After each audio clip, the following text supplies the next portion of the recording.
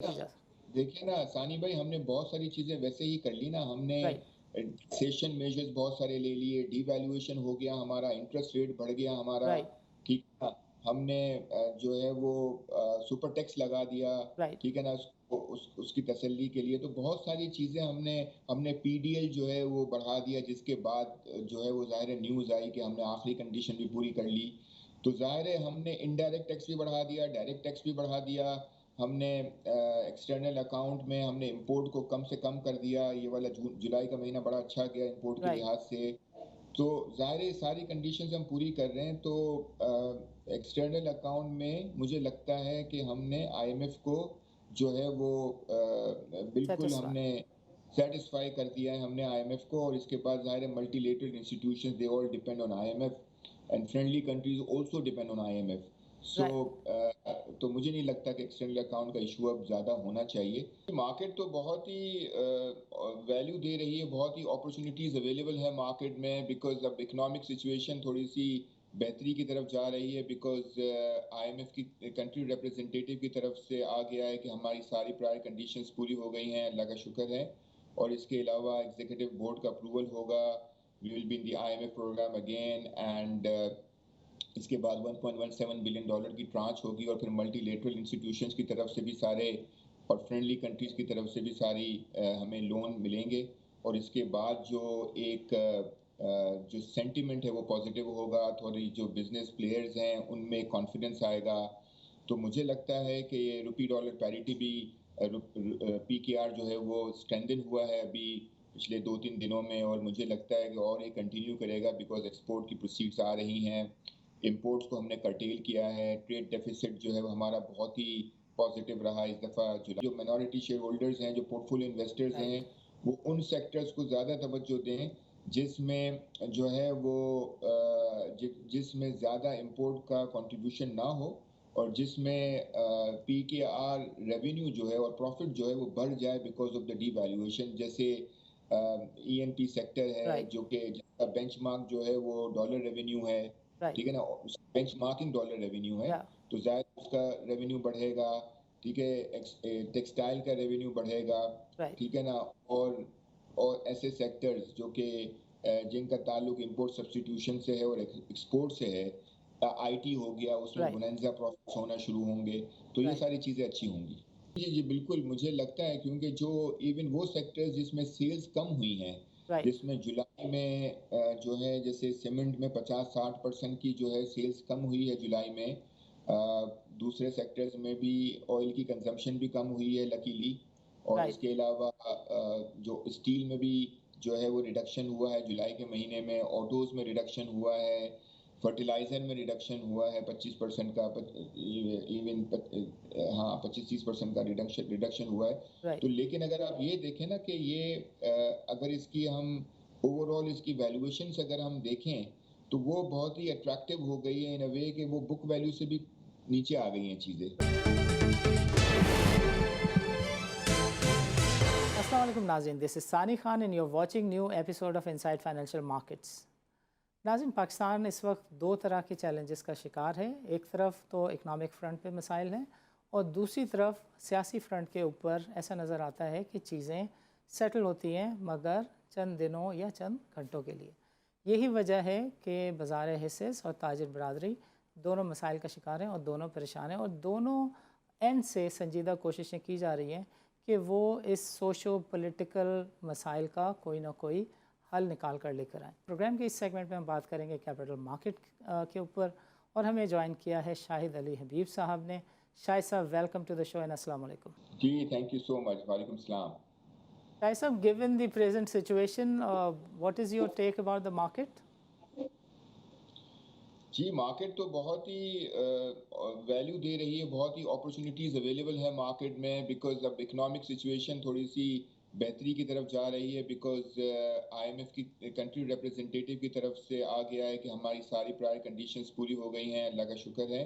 और इसके अलावा एग्जीक्यूटिव बोर्ड का अप्रूवल होगा, we will be in the IMF programme again. And इसके बाद 1.17 बिलियन डॉलर की ट्रांच होगी, और फिर मल्टीलेटरल इंस्टीट्यूशंस की तरफ से भी सारे, और फ्रेंडली कंट्रीज की तरफ से भी सारी हमें लोन मिलेंगे। और इसके बाद जो एक जो सेंटिमेंट है वो पॉजिटिव होगा, थोड़ी जो बिजनेस प्लेयर्स हैं उनमें कॉन्फिडेंस आएगा। तो मुझे लगता है कि ये रुपी डॉलर पैरिटी भी पीकेआर जो है वो स्ट्रेंथन हुआ है अभी पिछले 2-3 दिनों में, और मुझे लगता है कि और ये कंटिन्यू करेगा बिकॉज एक्सपोर्ट की प्रोसीड्स आ रही हैं, इंपोर्ट्स को हमने कर्टेल किया है, ट्रेड डेफिसिट जो है वो हमारा बहुत ही पॉजिटिव रहा इस दफ़ा जुलाई के महीने का।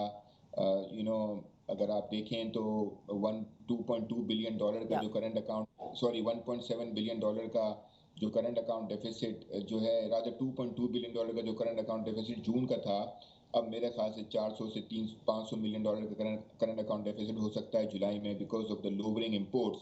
तो ये जरूर सारी चीज़ें बेहतर हो रही हैं, और हमारी इंटरनेशनल बॉन्ड्स की यील्ड टू मैच्योरिटी भी थोड़ी सी बेहतर हुई एकदम है, जो बेहतर। कि 46-47% पे चली गई थी, अब 41-42 पे आ गई है। तो आगे चीज़ें बेहतरी लग रही है मुझे लगता है।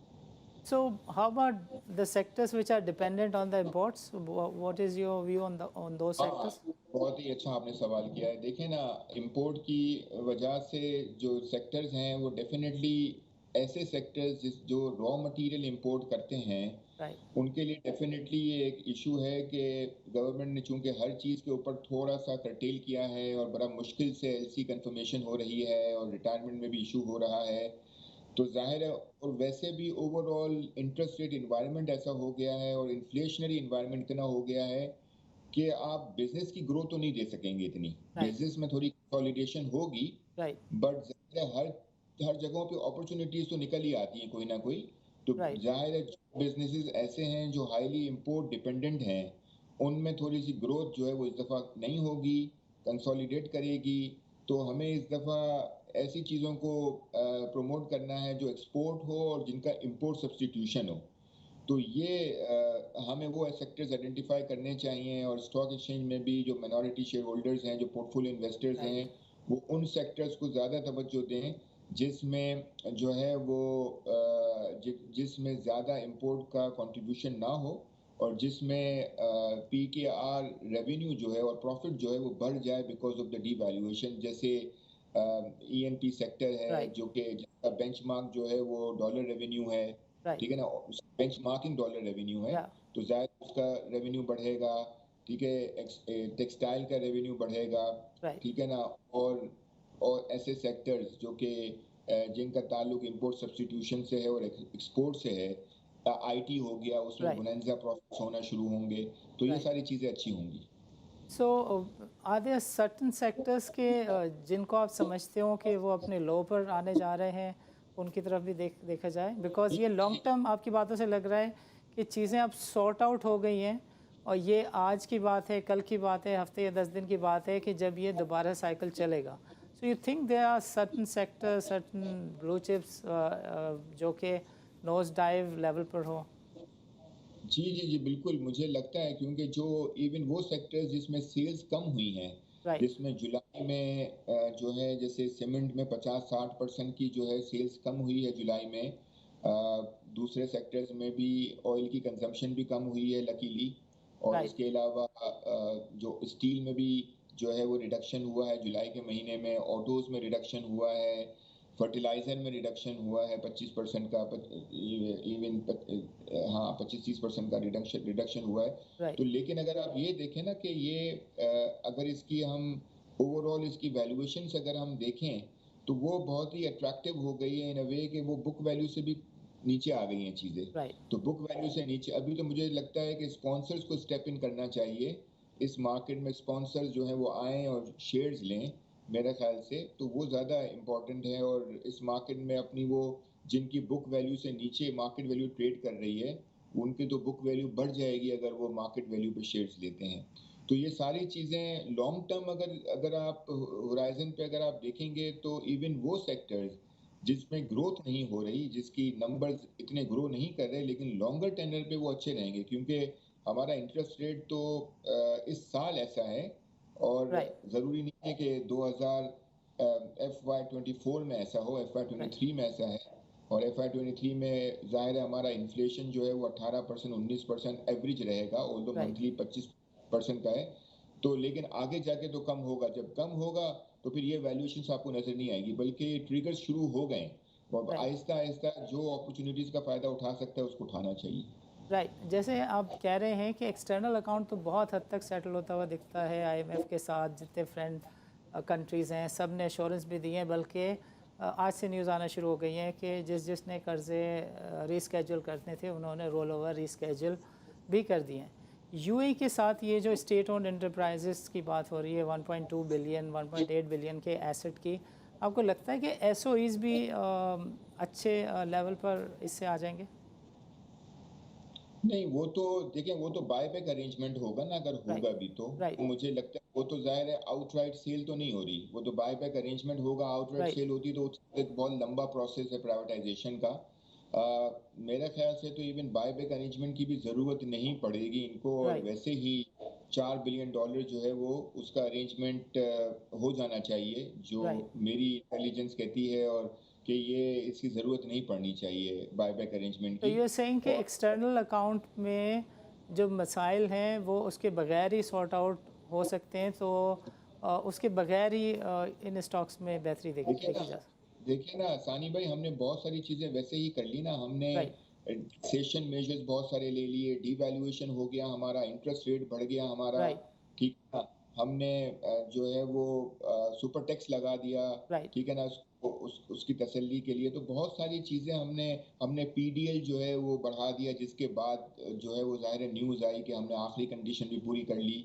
तो ज़ाहिर है हमने इनडायरेक्ट टैक्स भी बढ़ा दिया, डायरेक्ट टैक्स भी बढ़ा दिया।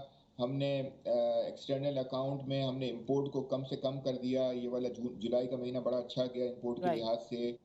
तो ज़ाहिर है सारी कंडीशंस हम पूरी कर रहे हैं। तो एक्सटर्नल अकाउंट में मुझे लगता है कि हमने आईएमएफ को जो है वो बिल्कुल सेटिस्फाई। हमने सेटिस्फाई कर दिया है हमने आईएमएफ को। और इसके बाद ज़ाहिर है multilateral institutions they all depend on IMF, and friendly countries also depend on IMF. So right. तो मुझे नहीं लगता कि एक्सटर्नल अकाउंट का इशू अब ज़्यादा होना चाहिए। अब आपको नज़र भी आएगा कि हम रुपया और अप्रिशिएट होता हुआ नज़र आएगा इंशाल्लाह। राइट। और ज़ाहिर है रेमिटेंसेस की अमाउंट आएगी। और दूसरी बड़ी बात ये है कि जब रेमिटेंसेस की अमाउंट आएगी, तो वो जैसे अगर हमारे 31-32 बिलियन डॉलर्स का अगर रेमिटेंस या 31 का रेमिटेंस होता है, तो वो लिक्विडिटी जो पीकेआर में कन्वर्ट होके सिस्टम में आती है, वो भी एक बहुत बड़ा इंपॉर्टेंट है। वो राइट। लिक्विडिटी सिस्टम में आएगी, वो ज्यादा अमाउंट बन जाएगी, ना कि एग्जैक्टली। पहले जब 150 से मल्टीप्लाई होता या था, अब वो 225 से या 220 से मल्टीप्लाई होगा। बिल्कुल सही। तो वो सिस्टम में लिक्विडिटी जब ज्यादा आएगी, तो वो बहुत ही इंपॉर्टेंट लिक्विडिटी होगी हमारी मार्केट के लिए, हमारे सिस्टम के लिए, हमारे बिजनेसेस के लिए, सबके लिए। अच्छा, देखिए एक बात बड़ी कॉमनली बाज़ार में हो रही है कि बाज़ार अगर ये 40,000 का लेवल सस्टेन कर जाती है, तो नून लीग का ही टाइम था जिसमें पहले रिकॉर्ड बना था, और फिर बहुत सारी कोशिशों के बावजूद जो है वो रिकॉर्ड ब्रेक नहीं हो सका। अब लोग कह रहे हैं कि from every segment and from every sphere positive vibes can be seen, positive things can be seen. Are you one of those people जो समझते हो कि बाज़ार की चीज़ें अगर सेटल होती हैं, गवर्नमेंट एक मैक्रो इकोनॉमिक इश्यूज़ को सेटल कर लेती है, तो नए लेवल्स बाज़ार देख सकती है, पोटेंशियल है बाज़ार में? ठीक है, मुझे नहीं लगता कि बाजार, देखें अभी हमारी ग्रोथ तो नहीं होगी ज्यादा, ठीक है ना। राइट। हमें अभी अपने एक्सटर्नल अकाउंट को फिक्स करने हैं, राइट। और हमें हमारी जो फिस्कल डेफिसिट है उसको फिक्स करने हैं, राइट। ठीक है ना, उसको उसमें ग्रोथ करनी है। तो जाहिर है जब गवर्नमेंट को टैक्सेस ज्यादा चाहिए, और गवर्नमेंट को जो है गवर्नमेंट कम से कम चीजें सब्सिडीज देगी, तो जाहिर है ग्रोथ, और ग्रोथ होना मुश्किल इसलिए इंपोर्ट में भी, रॉ मटेरियल के इंपोर्ट में भी अगर वो कुछ कर्टेलमेंट हो रहा है, तो ज़्यादा, और ग्लोबल हालात भी इतने कोई बहुत ज़्यादा जो फेवरेबल नहीं है, और ओवरऑल इन्फ्लेशन बढ़ रहा है। यूएस का भी इन्फ्लेशन बढ़ रहा है, यूके का भी बढ़ रहा है, यूरोपियन कंट्रीज़ का भी, और उनके इंटरेस्ट रेट भी बढ़ रहे हैं। आज भी आप देखें कि एक और इंटरेस्ट रेट बढ़ा है। तो जाहिर है यूएस की साइड पे तो जो ये मुझे लगता नहीं है कि बिजनेस में ये वाला साल FY23 में आप बहुत ज़्यादा बिजनेसेस की ग्रोथ देखेंगे, राइट। ठीक है ना। राइट। जाहिर है कुछ कुछ एक्स्ट्रा ऑर्डिनरी चीज़ें होती हैं, कुछ कुछ सेक्टर्स ऐसे होंगे जो इसमें इसकी अपॉर्चुनिटीज़ का फ़ायदा उठाएंगे, लेकिन ओवरऑल की मैं बात कर रहा हूँ, बिजनेसेस में इतनी ग्रोथ इस साल नहीं होंगी। तो उसमें जब बिजनेस की ग्रोथ नहीं होती, तो प्रॉफिटेबिलिटी ग्रोथ नहीं होती। जब प्रॉफिटेबिलिटी ग्रोथ नहीं होती तो या तो हमारे इन्वेस्टर्स अगर लॉन्ग टर्म होराइजन के लिए को देखते हुए अगर वो लेते हैं तो वो दूसरी बात है, लेकिन शॉर्टर टेनर पे मुझे लगता नहीं FY23 में अगर रिजल्ट इतने अच्छे आएंगे। बस ये होगा कि जो 4 का मल्टीपल है ये हो सकता है कि 5.5-6 का मल्टीपल हो जाए।